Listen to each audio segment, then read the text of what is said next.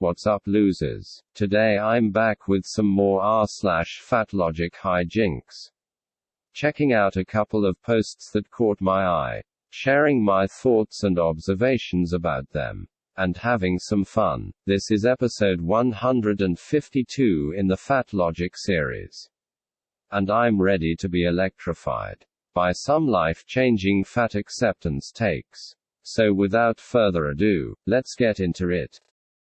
Anyways, skinny folks will never get over their body image issues until they recognize that hatred for fat on your body comes from your hatred of fat bodies.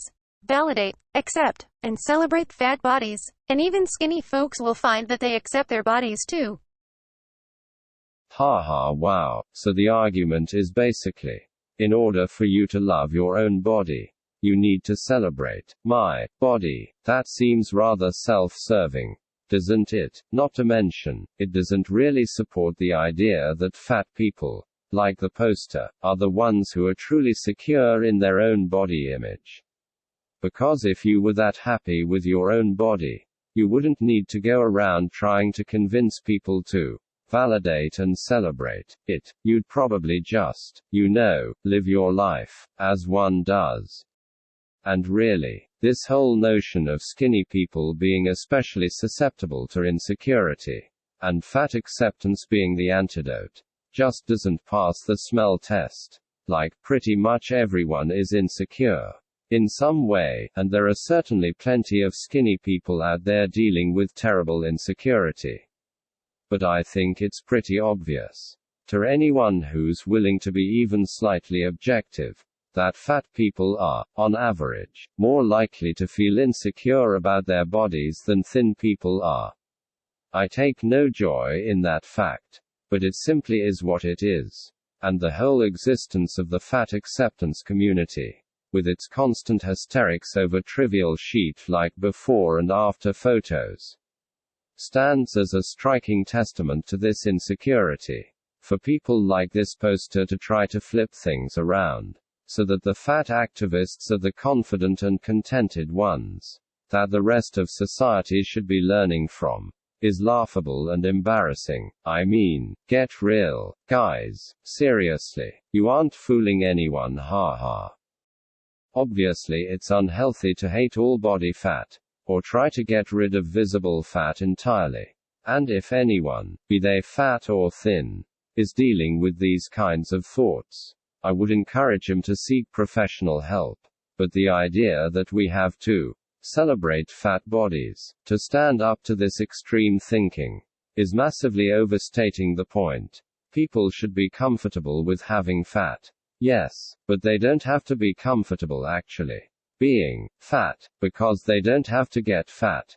And frankly, telling people who are afraid to put on any fat at all that they need to wholeheartedly embrace fatness seems destined to achieve little more than reinforcing their fear of healthy body fat.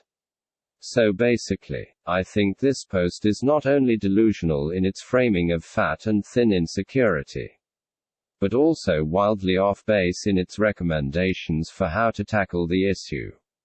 Or in other words, it's gone 0 from 2 from the free throw line. But that's okay, I'm sure they'll do better next time, haha. Anyway, on to the next post.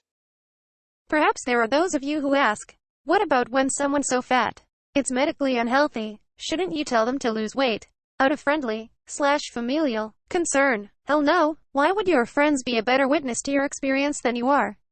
If they are, then don't you have bigger presumed problems than your weight? Why would they know what's healthy for you better than you do? Again, if they do, don't you have bigger presumed problems than your weight? How in the world could you possibly avoid hearing, in our current cultural climate, that fat people should lose weight for their health? Treat people with respect. Don't infantilize or condescend to them. This is Adult Interaction 101. Here. Wow, they really just went straight from don't condescend to people to this is Adult Interaction 101, without a trace of irony. Wild. I guess it's always a different set of rules when you're the self-appointed moral authority. Right. Oh well. I have kind of mixed feelings about the point that the post is trying to make. because on one hand, it's not wrong in pointing out that pretty much all obese people will have been told plenty of times that their weight is unhealthy. And it's not always necessary or helpful for you to take it upon yourself to tell them once again. I suppose it mainly comes down to what your relationship is to the person in question, how severe their obesity is, and how likely they are to take your input on board when determining whether it's a good idea to say something. There are no hard rules, and we all have to make such judgments for ourselves. But broadly speaking, I will accept this post's point that sometimes people overstep, and that can be obnoxious.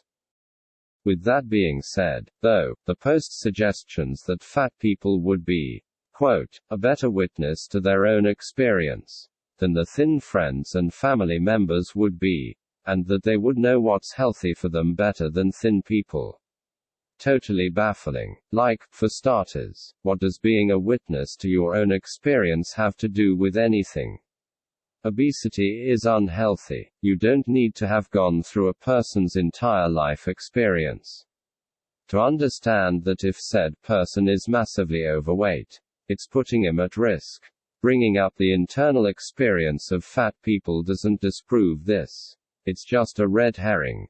And if anything, lots of these fat activists are very clearly in denial. So even if their internal experiences were telling them that things weren't right, they would be too prideful and defensive to admit it. So no, I don't put more stock in the experiences of these fat people than I do in solid medical science. And I'd rather rely on sound medical research than, well, vibes. Call me crazy. Also, what does the post mean when it says that fat people know what's healthy for them? Like, if they're fat and they're unconcerned about their weight, then clearly they don't know what's healthy for them. Ha. I hate to be the bearer of bad news, but people do not have perfect insight into matters relating to their health. Which is why we have doctors and medical tests and whatnot. And that goes double for fat activists, who practically swim in haze Kool-Aid every day of their lives, and seem to live purely for the thrill of raising the bar of wacky misinformation beyond what we ever thought possible. Sarah, yeah, I don't accept that these people know what's healthy for them. And if this poster genuinely believes that convincing yourself that you're okay is all it takes to actually be okay, all I'll say is, I think that they're in for a rude awakening. On to the last post. Some more reflection questions for not fat people. When you want to process your body image in fat spaces, what role do you expect fat people to play there? Why? Do you have explicit consent from fat people who you expect to play that role? Are you prepared to accept and know? Haha, what the frig, man, I can't. These fat activists are such a bunch of weirdos. Like, for real, who actually talks like this? And what are they even on about? I hate to say this, because I'm pretty terminally online myself, but damn, do these people need to go and touch some grass. All the fatosphere sheet is eroding their ability to act like anything resembling a normal human being. And honestly, it's sad to see. I don't even know what they mean by fat spaces, because that could theoretically include anything from a loony fat acceptance Facebook page to a booth at the Heart Attack Grill. But it honestly doesn't matter, because the idea of asking someone for consent before you process your body image in relation to them is so damn bonkers that it almost doesn't require further comment. What exactly are they expecting people to say? Oh, hi there, I was about to process my body image using your fatness as some kind of point of comparison. Is that okay, or should I tell my brain no and send it to the naughty corner? It's such a comical scenario to imagine, and so obviously not one that would ever actually play out in the real world, that you'd think that whoever wrote it was having a joke at their own expense. Sadly though, I doubt that that's the case. If what they're trying to say is just Stay out of fat spaces. Whatever those spaces might be, then I don't know why they can't just say that. What is the need for this pseudo-intellectual talk of consent? Just tell the thins to get off your lawn. Simple. Nobody stands to gain from this performative nonsense. And it's only making you look like a bigger clown than you already did.